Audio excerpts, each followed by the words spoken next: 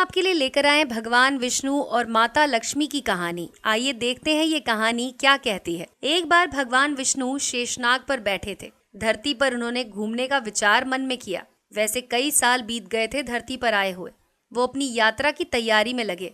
भगवान विष्णु को तैयार होता देख माँ लक्ष्मी ने उनसे पूछा, आज सुबह सुबह कहाँ जाने की तैयारी हो रही है? तब विष्णु जी ने कहा कि हे लक्ष्मी, मैं धरती लोक पर घूमने जा रहा हूँ। इस पर लक्ष्मी जी ने उनसे पूछा कि क्या मैं आपके साथ चल सकती हूँ? भगवान विष्णु ने 2 पल के लिए विचार किया, फिर कहा कि हाँ, एक शर्त पर। तुम मेरे साथ जरूर चल सकती हो, पर धरती पर पहुंचकर उत्तर दिशा की तरफ बिल्कुल मत देखना। और माता लक्ष्मी ने हाँ कहकर उनकी यात्रा शुरू की। सुबह सुबह माँ लक्ष्मी और भगवान विष्णु धरती पर पहुंच गए। सूर्य देवता निकल रहे थे। रात बरसात होकर हटी थी। चारों तरफ हरियाली थी। चारों तरफ बहुत शांति थी। धरती बहुत ही सुंदर दिखाई दे रही थी। माँ लक्ष्मी मंत्रमुग्ध हो गई और धरती को देखने लगी। भूल गई कि उन्होंने अपने पति को क्या वचन दिया था। चारों ओर देखती हुई कब उत्तर दिशा की तरफ देखने लगी पता ही नहीं चला। उत्तर दिशा में माँ लक्ष्मी को एक बहुत ही सुंदर बगीचा नजर आया। उस तरफ से खुशबू आ रही थी। बहुत ही सुंदर फूल खिले थे और फूलों का एक खेत था। माँ लक्ष्मी बिना सोचे समझे उस खेत में गईं और एक सुंदर सा फूल तोड़ लाईं।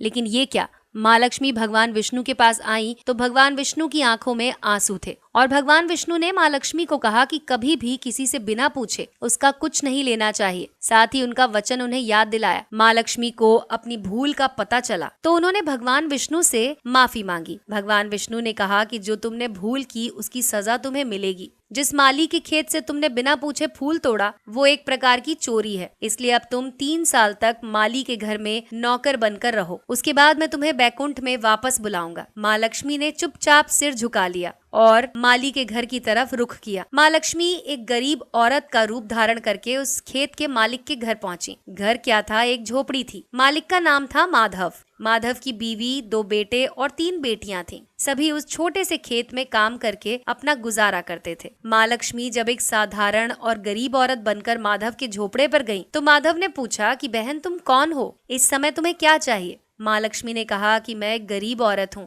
मेरी देखभाल करने वाला कोई नहीं। मैंने कई दिनों से खाना नहीं खाया और कोई काम नहीं किया। आप मुझे अपने खेत में काम करने के लिए रख लीजिए। मैं आपके घर का काम भी कर दूंगी और मुझे बदले में आप अपने घर में एक आसरा दे दीजिए। माधव बहुत ही अच्छे दिल का आदमी था। उसे दया आ गई, लेकिन उसने कहा कि बहन मैं तो बहुत ही गरीब हूँ। मेरी कमाई से मेरे घर का खर्च मुश्किल से चलता है। लेकिन अगर मेरी 3 की जगह 4 बेटियां हों तो भी मैं गुजारा कर दूंगा। अगर तुम मेरी बेटी बनकर रहो, जैसा हम रूखा सूखा खाते हैं उसी में खुश रह सकती हो, तो तुम हमारे घर में आ जाओ। माधव ने माँ लक्ष्मी को अपने झोपड़ी में शरण दे दी। माँ लक्ष्मी 3 साल तक माधव के घर पर नौकरानी बनकर रही। जिस दिन माँ लक्ष्मी माधव के घर आई थी उससे दूसरे दिन ही माधव को इतनी आमदनी हुई कि फूल से ही शाम को एक गाय खरीद ली। धीरे धीरे माधव ने जमीन खरीदी। सबने अच्छे कपड़े बनवाए और एक बड़ा सा पक्का घर भी बनवा लिया। बेटियों और बीवी के लिए गहने भी बनाए। अब मकान बहुत बड़ा था। माधव सोचता कि मुझे ये महिला जब से घर पर आकर मिली है,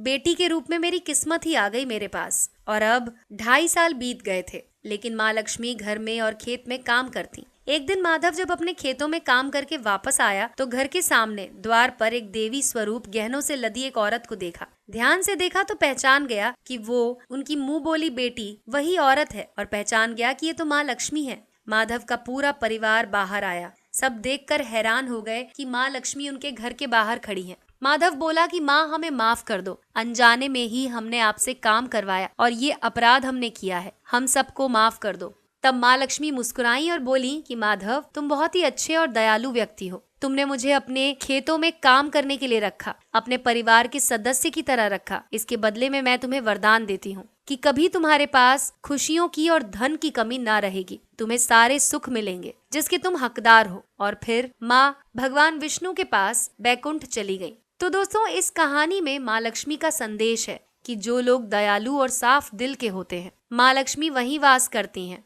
वो कहती हैं कि गरीब से गरीब को भी कभी तुच्छ नहीं समझना चाहिए। इस कहानी से हमें यही प्रेरणा मिलती है कि एक छोटी सी भूल पर भगवान विष्णु ने माँ लक्ष्मी को सजा दे दी। तो हम तो बहुत ही तुच्छ मानव हैं, फिर भी भगवान हमें अपनी कृपा में रखते हैं। हमें भी हर इंसान के प्रति दयालुता दिखानी और बरतनी चाहिए, और ये दुख सुख हमारे ही कर्मों का फल है।